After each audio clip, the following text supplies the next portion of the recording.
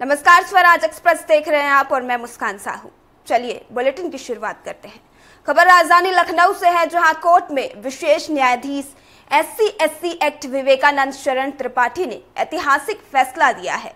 विशेष न्यायाधीश ने SC/ST act में झूठी रिपोर्ट दर्ज कराने वाले अधिवक्ता लाखन सिंह को सख्त सजा सुनाई है।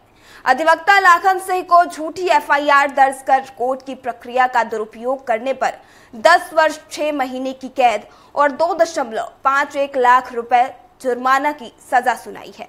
अधिवक्ता के झूठा मुकदमा दर्ज करा कोर्ट का समय खराब करने से नाराज जज ने कहा कि आपने अधिवक्ता जैसे जिम्मेदार पेशे को कलंकित किया है।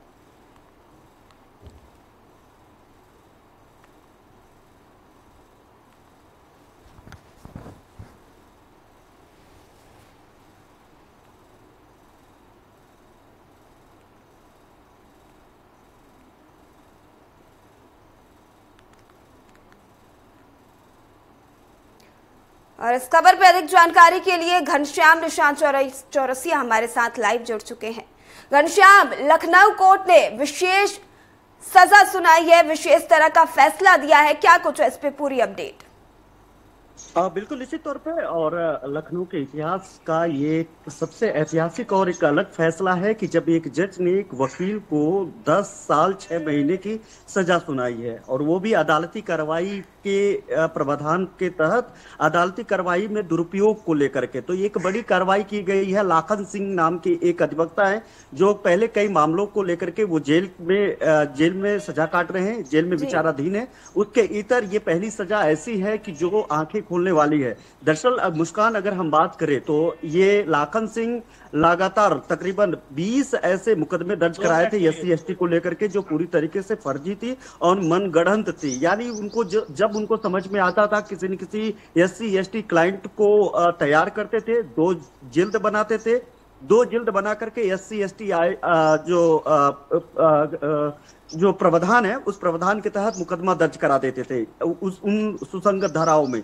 उसके बाद लगातार इस मामले बढ़ते रहे, मामला बढ़ करके पूरे 20 हो गए। उसके बाद इनके खिलाफ मुकदमा दर्ज कराया गया। मुकदमा दर्ज कराने के बाद जो अधिवक्ता है और इन अधिवक्ता के खिलाफ कल सुनवाई हुई, और सुनवाई के बाद कल इस पे विवेकानंद शरण त्रिपाठी की कोर्ट ने एक ऐतिहासिक फैसला सुनाया। और उन्होंने कहा कि इस मामले को लेकर के सरकार की तरफ से जो मुआवजा दिया जाता है ऐसे मामले को लेकर के, वो मुआवजा उस मुआवजे की राशि भी वापस वसूला जाए। और इसी के साथ उनको 10 साल 6 महीने की सजा और 2,51,000 रुपए की जुर्माना भी लगाया गया है। और इस सजा को सुनाते हुए कोर्ट ने टिप्पणी की कि वकील जैसे संभ्रांत पेशे को और इस तरीके से प्रयोग करना, इसका दुरुपयोग करना और दुरुपयोग करके तमाम लोगों को कई जिंदगियों को अदालती कार्रवाई में घसीट करके उनकी जिंदगी बर्बाद करना, ये पूरी तरीके से अक्षम्य है। और इसी के साथ उन्होंने टिप्पणी की कि चाहे कोई भी अधिवक्ता हो और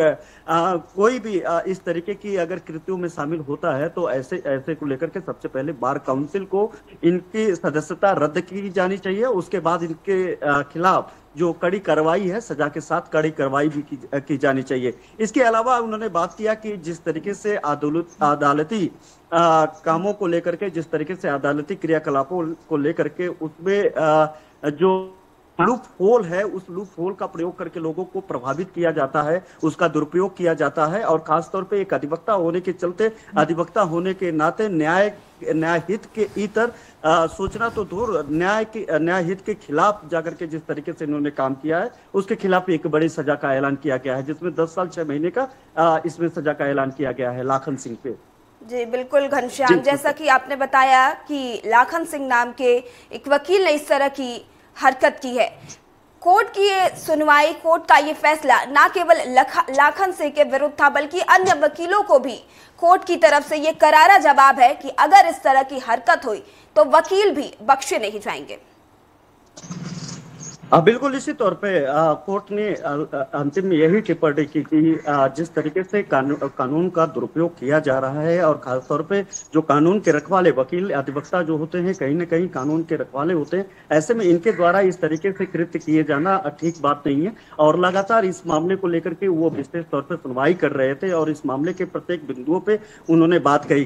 भारतीय कानून का उन्होंने जिक्र भी किया कि कहते हैं कि भारतीय कानून में कि 100 दोषी छूट जाए लेकिन एक निर्दोष जेल ना जाए, इस पे करारा प्रहार है लाखन सिंह का ये कृत्य। ये टिप्पणी कोर्ट ने की है और ये टिप्पणी करते हुए उन्होंने कहा है कि 20 लोगों की जिंदगियां और कानूनी दावपेच में इन्होंने खत्म कर दी है और इसका दुरुपयोग करके उनकी जिंदगी खराब कर दी है। तो ऐसे में इनके खिलाफ अगर सख्त से सख्त सजा नहीं सुनाई जाती है तो आगे आने वाले दिनों में एक मैसेज कन्वे नहीं हो पाएगा कोर्ट के द्वारा। इसलिए इनको तकरीबन अलग अलग आईपीसी के अलग अलग धाराओं में, क्योंकि 2022 में मुकदमा दर्ज किया गया था, तब बीएनएस नहीं था, आईपीसी था, तो आईपीसी के उन सभी सुसंगत धाराओं में जो है इनको सजा सुनाई गई है। 10 साल 6 महीने की एक बड़ी सजा के तौर पे देखा जा रहा है। और इसके इतर अगर बात किया जाए तो न्यायपालिका में जो लूप होल का प्रयोग करके तमाम जो फरियादी हैं वो पीड़ित बन जाते हैं और तमाम जो सामान्य लोग हैं उनको पीड़ित बना दिया जाता है। इन पे भी कोर्ट ने टिप्पणी की है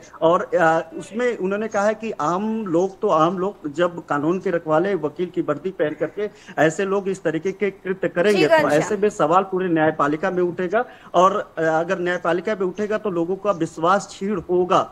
ऐसे में इन लोगों को इस तरीके की सजा दिलाना ही एकमात्र रास्ता है। ठीक है घनश्याम जी, इस खबर पे तमाम जानकारी के लिए आपका धन्यवाद। अगली खबर पे भी हमारे साथ बने रहिएगा।